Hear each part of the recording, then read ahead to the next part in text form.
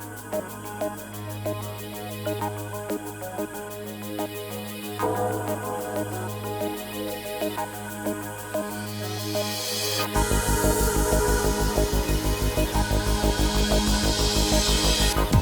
pandemic and how it's affecting the flexible warehousing and logistics market. Well, joining us today to speak about that, Stephen Beard, Vice President, Solutions at Flexe. Stephen, it's great to see you. Welcome. Hey, thanks for having me. I really appreciate it. Well, it's no secret that as we speak, the Delta variant is very much alive and is continuing to cause difficulty in the world of supply chain. Let's talk about how it is affecting those areas that you and your company are very much integrally involved in. What's going on as far as your clients are concerned? Wow, it's a great question.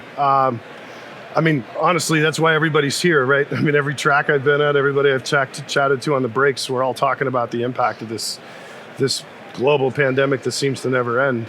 It's been completely game changing. I've been in this industry my entire career, and I was just chatting it with someone at the break that I worked with back in the days at a freight forwarder, and we were joking about how, a $3,000 container from China to LA Long Beach was almost unheard of. That was expensive. We'd be complaining about that. And he just paid $35,000 to move a 40-foot container in that same lane, right? So it's not unlike anything that's happened in my career, and I've got the gray hair to show that I've been around a few years.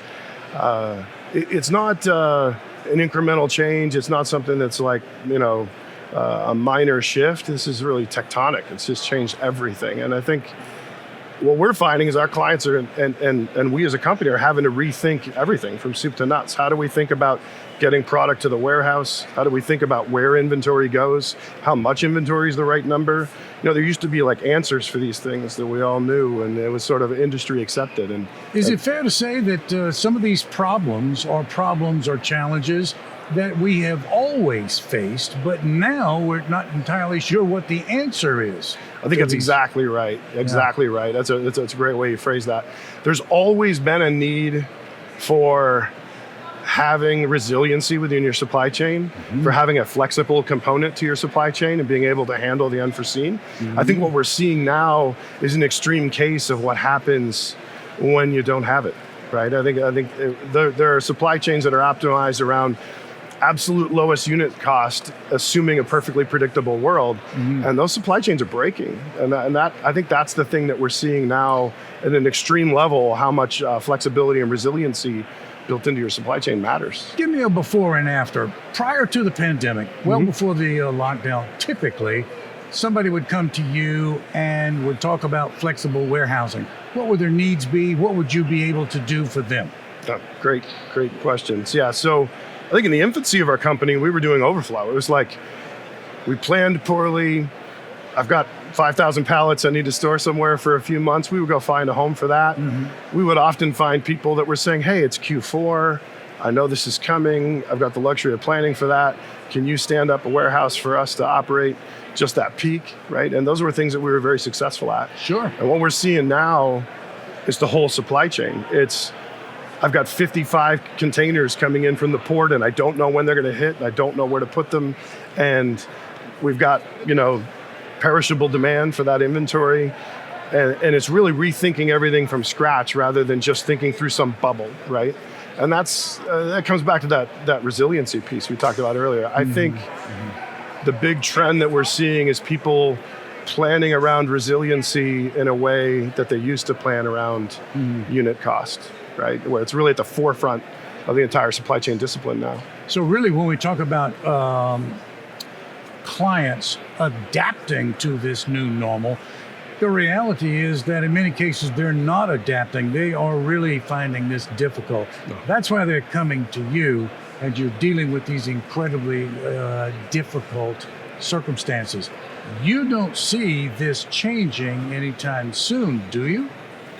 Unfortunately, no. And I'm going to repeat things that I've heard in this track that we've been attending these meetings today, and industry leaders. Everybody across the board has said, whether we're talking about space, trailers, labor, materials, raw materials, manufacturing capacity, there's no end in sight for where we are, at least through 2022, probably beyond we're going to be in a position where the new normal is normal, and that's honestly, like you said, and I think we've agreed upon. There's a lot of optimization still to happen there. I think people are still trying to figure it out. Okay, so I think that we've demonstrated exactly what the challenges are, and they are plural, many challenges. Yes. That I, as a retailer, I, as a brand, and I will be facing and will continue to face. But there's nothing I can do. That's why I'm coming to you. Right. I'm gonna drop this problem at your feet. So get me out of this thing. What are you telling me? What can you do? That's the challenge right there. The answer is you can't outsource your supply chain pain. You can pick smart partners. You can pick partners who are willing to come to the table and meet you there halfway and collaborate on it, right? But if you're looking to take whatever challenges you're having in this environment, the most challenging time any of us have seen in our careers, I'm sure, and just hand that to a vendor and say, make it go away, you're probably not going to be very successful. It's going to require some collaboration. It's going to require some brainstorming and really getting down to the root of the pain point, right? And I don't mean that to sound like a placation, but this just isn't the time for the old logistics RFP, right? I put together my data, I send it out, I wait a couple months, I get back a bunch of quotes, I go with the lowest price point. That's not going to get anybody. If anything, that old procurement model is tied to rigidity. It assumes that things are known, right? And the reality is right now, things are unknown. And so it really is going to take a lot of collaboration. Some of our clients are just trying to get product off the port. Yeah. Some of them are just trying to get product shipped to the customers. Other folks are trying to compete with Amazon, is pushing them to same day. These are very different sets of problems, right? And they're all happening concurrently, right? So I guess my answer to that is it's going to be collaboration. It's not going to be just laying it at our feet. But for any provider, and any provider that's trying to help clients solve these problems, it's going to take a real partnership approach to get there in this. So tell me if I'm right or wrong about this. It seems to me that there is a temptation to say, look, there must be solutions out there, some technology out there that's going to solve my problem.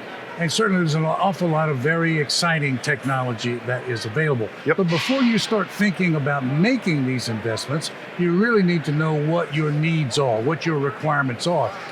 But from what you're telling me, that seems to be a very fluid situation.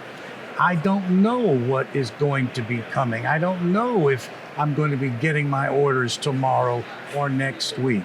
I don't know how many people are going to be working in the warehouse and available. I don't know about a lot of these things. So my requirements are hard to nail down before I can start thinking about investing money in solutions. Do I have this anywhere near right? No, roughly correct. I would say the best examples of companies that are handling the situation today, there is a piece of a supply chain that might be more fixed. And that might be something that's, I'm going to take the predictable piece of my supply chain or the core of my supply chain and try to get to a lowest unit cost or something very stable. But building in the ability and the partners in your playbook to be able to handle the unexpected. Somebody like a Flex. And then again, there's, I'm not trying to make this a Flex commercial, but talking to your partners about capacity and flexibility as opposed to just lowest unit cost, right? That, if you're not planning for the unexpected, you will always be thrown by the unexpected. If you're thinking about it in advance and have a playbook for what if my manufacturers are slow? What if I can't get it off the port on time? Am I holding more inventory to buffer against that? And where do I put that? Because that doesn't fit in my warehouse. Who's my alternate carriers, right? If there isn't a playbook for the unexpected, those companies tend to be struggling. The ones that we find that we're partnering with and seeing do the best have a plan A, but their plan B is part of their plan A, right? It's like, when this happens, I know this is my roadmap, right? And I'm going to go break glass and pull the lever. That's my emergency, plan. And those folks tend to be doing better. Stephen, final question. I'm coming to you at a very difficult time. I really do need Flex to handle my problems.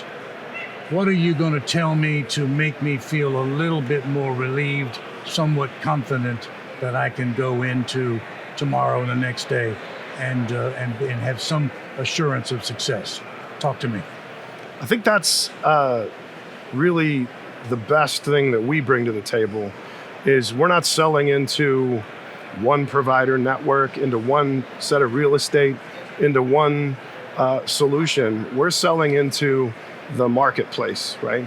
We have over 1,500 partner warehouses through North America that are part of our network that we are connected to, that our IT stack, our WMS works in today, right? That we can leverage all of that capacity and do that in very creative ways. That could be, we're going to go find a lot of space in one facility. That might be 15 nodes around the US and Canada to distribute your inventory. It gives you more plays in the playbook to be tapping into a marketplace rather than one provider's capacity. And if you were coming to me saying, I'm panicked, I think we're in trouble, so let's sit down and talk about what you're trying to get, accomplished, because we think we've got a solution for what your pain point is, and we think we can deploy that. Excellent point. Talking about the collaborative nature that people need to engage in if they're going to succeed in this difficult time.